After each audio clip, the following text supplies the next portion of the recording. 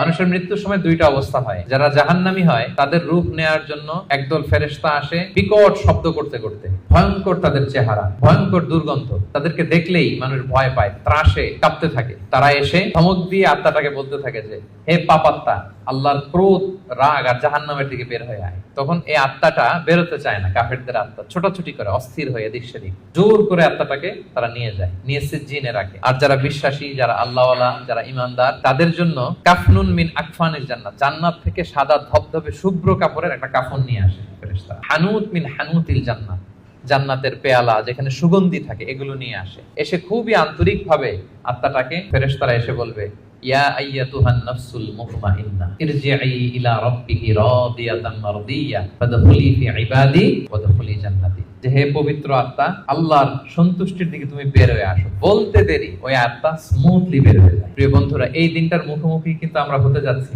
একদিন আমাদের দেহ থেকেও তো আমাদের এই আত্মা বের হবে। আমরা যেন ওই শ্রেণীর অন্তর্ভুক্ত হতে পারি যাদের জন্য জান্নাত থেকে শুভ্র কাফন আনা হবে। আল্লাহুম্মা আমিন।